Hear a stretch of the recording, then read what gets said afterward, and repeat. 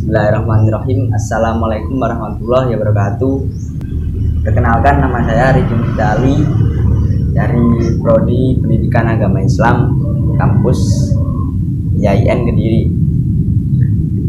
Di pertemuan kali ini saya akan merekomendasikan buku tentang pengembangan diri, dan sekarang saya membawa buku Filosofi Teras karya Hendri Manampiring.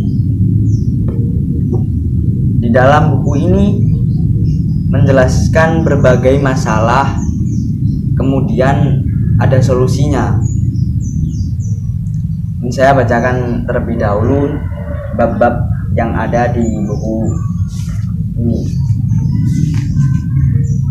Di sini ada 12 bab. Yang pertama, survei kekhawatiran nasional. Yang kedua, filosofi yang realistis. Yang ketiga, hidup selaras dengan alam. Yang keempat, dikotomi kendali, dan seterusnya. Nah, di sini apa sih filosofi teras? Ini adalah karya Hendri Manampiring yang diambil dari aliran filsafat Stoicisme, atau bisa disebut kaum Stoa.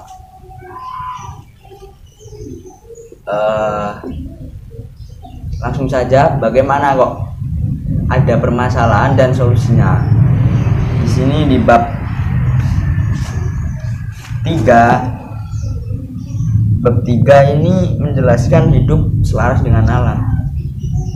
Apa sih maksudnya hidup selaras dengan alam? Jadi kita menghadapi masalah itu harus dengan rasional, dengan pikiran yang jernih, biar kita tidak terjerumus emosi. Di sini menarik untuk dibahas atau menarik untuk dibaca karena buku ini menjelaskan berbagai solusi, berbagai masalah, dan bagaimana cara kita menanggapinya permasalahan tersebut. Saya beri contoh bagaimana dikotomi kendali ini. Contoh, ketika kita di tengah-tengah perjalanan menuju kampus, di jalan itu macet, pasti kita akan marah-marah gak jelas.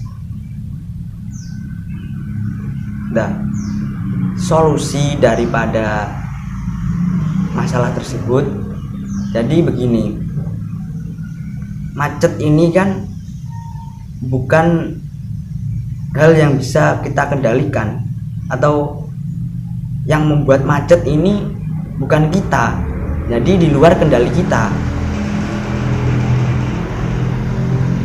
Kemudian solusinya atau pikiran kita mengenai permasalahan itu, jadi ketika kita mau berangkat ke kampus, jadi harus gimana ya, pergi sebelum jam semua lagi berangkat ke kampus, atau pergi lebih awal dari jam itu, biar kita tidak menemui macet. Kalau kita langsung emosi, itu hal yang tidak rasional, karena sudah disebutkan di sini apa yang tidak bisa kita kendalikan. Kalau kita marah-marah, itu hal yang tidak rasional. Kemudian contoh yang lainnya mengenai kegalauan, ya. kegalauan dalam masalah percintaan. Kita tahu masa-masa seperti atau masa-masa muda seperti kita pasti menemukan kegalauan di dalam percintaan.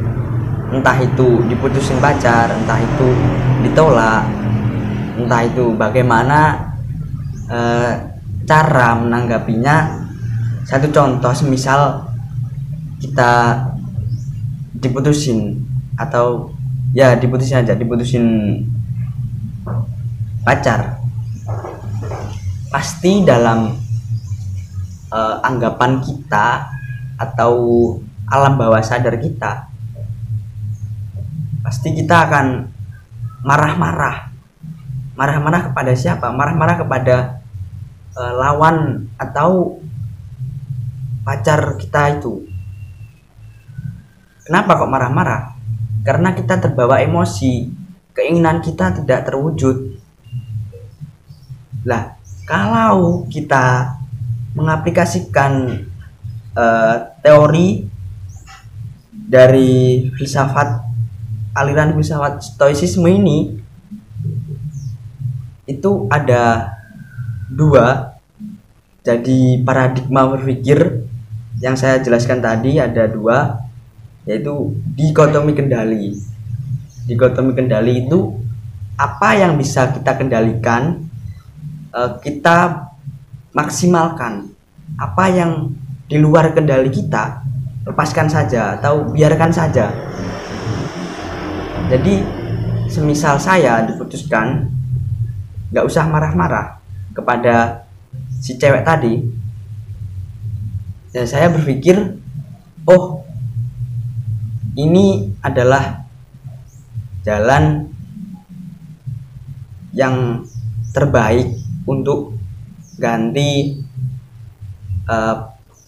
si cewek tadi, atau ada yang istilahnya ada yang lebih baik lagi gitu.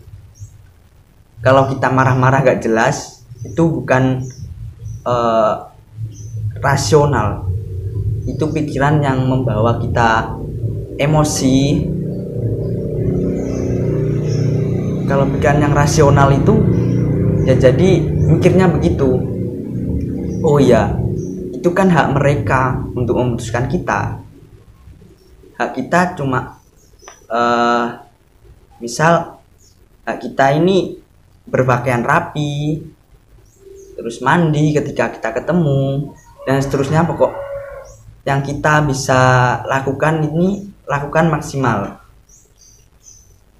Alhasil itu keputusan di cewek. Kalau dia mutusin ya gak usah marah-marah, itu wajar karena dia itu mempunyai hak kebebasan.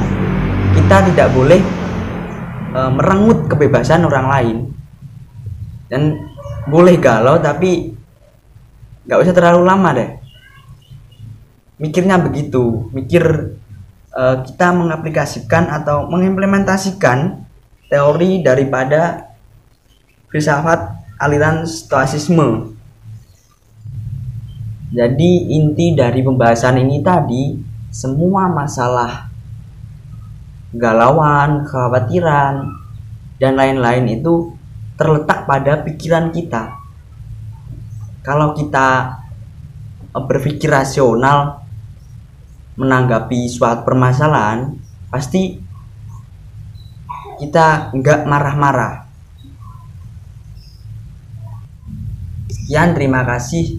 Kurang lebihnya saya pribadi mohon maaf. Wallahu muwaffiq ila aqwamit thoriq. Wassalamualaikum warahmatullahi wabarakatuh.